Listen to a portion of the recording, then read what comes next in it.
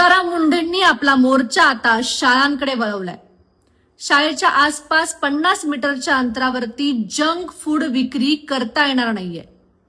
तसा नियमच करण्यात आलाय. मुलांना पिझ्झा, बर्गर, चिप्स असे पदार्थ सहज उपलब्ध होऊ नयेत म्हणून हा नियम करण्यात आलाय आणि हे सगळं बघण्याची जबाबदारी शाळेची असणार आहे. आणि दुसरा महत्वाचा मुद्दा म्हणजे शाळेत मिळणारा पोषण आहार.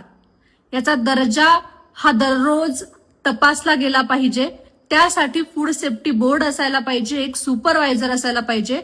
मुलांना मिळणारं अन्न नियमित तपासलं गेलं पाहिजे असा हा नियम आहे. आणि शाळेत असणारं कॅन्टीन किंवा मध्यान्ह भोजन किंवा पाणी हे स्वच्छ आहे का हे सुद्धा तपासलं जाणार आहे. पोषण आहारामध्ये किडे, उंदीर, पाली अशा बातम्या आपण बघत होतो आणि खरंच विद्यार्थ्यांच्या जीवाशी खेळ सुरू होता. आणि तुकाराम मुंढे यांच्या निर्णयामुळे विद्यार्थ्यांना आणि पालकांनाही काहीसा दिलासा मिळाला असं म्हणायला हरकत नाही. तुम्हाला या सगळ्या बाबतीत काय वाटतं? कमेंट बॉक्समध्ये नक्की सांगा.